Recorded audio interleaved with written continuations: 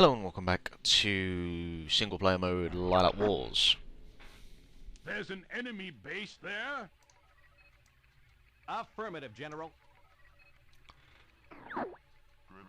And in this level, again we have another planet that is what would seem completely aquatic, but it's a little bit different because this planet has been, well, Andros has been busy and has managed to pollute an entire planet and turn its entire ocean a dark, murky green, which, to be fair, I have to sort of give credit for, because, you know, if you're gonna fuck up a planet, you might as well go the whole hog.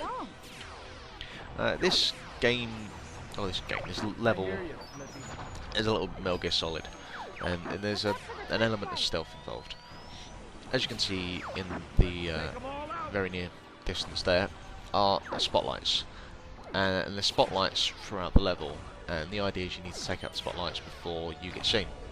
If you get seen, you go to Macbeth, and obviously you don't get to go to Sector Z, and if you're trying to do the hard path, or if you're just trying to get Sector Z or whatnot, you can't do it. So you need to be taking out the spotlights while obviously taking down everything in front of you.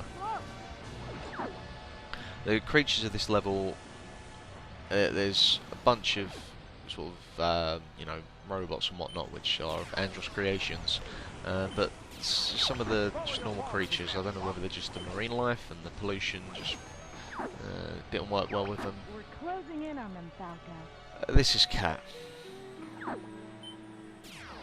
Take the right note, I have the right. And every time she says anything, What are you doing here? that poxy little song plays, and I don't like it. Is that any way to greet a girl? You're not a girl, you're well, I try not to think too much about the logistics and whatnot of the characters and the anamorphic features. So as you can see, it gets a little bit tricky because some of the spotlights appear behind rocks and whatnot, but your companions will take out the odd one or two.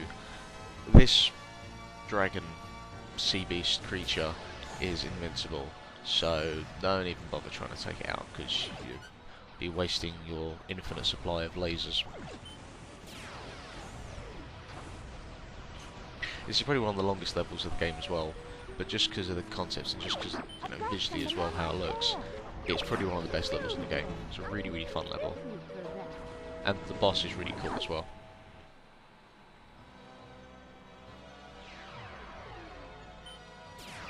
Aim for the rudder box.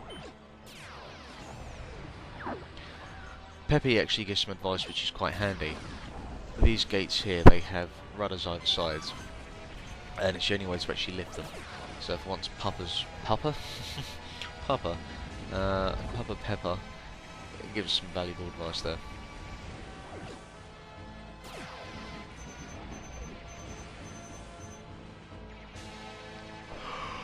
Oh, I'm doing this late at night, and I didn't sleep all that much last night. Enemy tanker. I should have an early night, but I won't.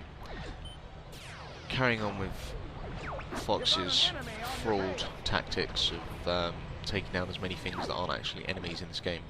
The boxes and the tankers and whatnot actually all count towards hit points here, so again, if you're going for the medal, just blow the fuck out of everything in sight.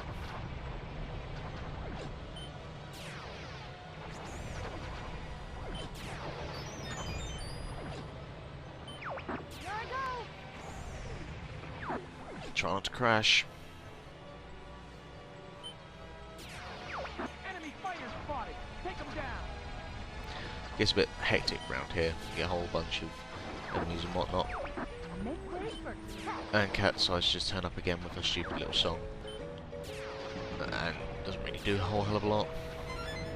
Besides throws you some smart ass comments every now and again.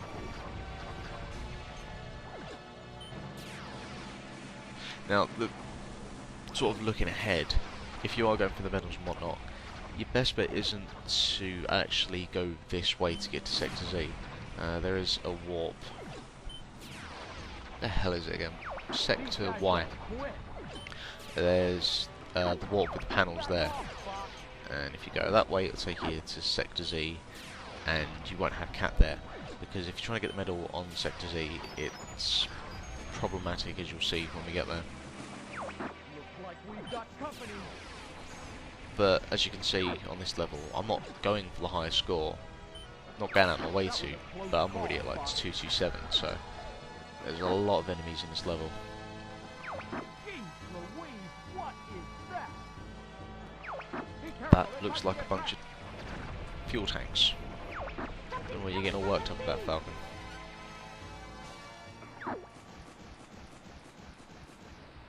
This is Saru-Marine? Saru-Marine? I'm not really sure the pronunciation. Disrespectful little whelp. It's a pretty hardcore machine to be floating around in these waters. It's got a couple of attacks. It's got this giant chain ball that, when it sinks into the water eventually, well, I should explain actually that the only way to actually destroy it is you have to use bombs for the good duration of the battle, and luckily it fires out these cannonballs which, when you explode, give you bombs. It's also got that crane there which you need to take off, because when you do, it can't reattach any of the bits and pieces to it.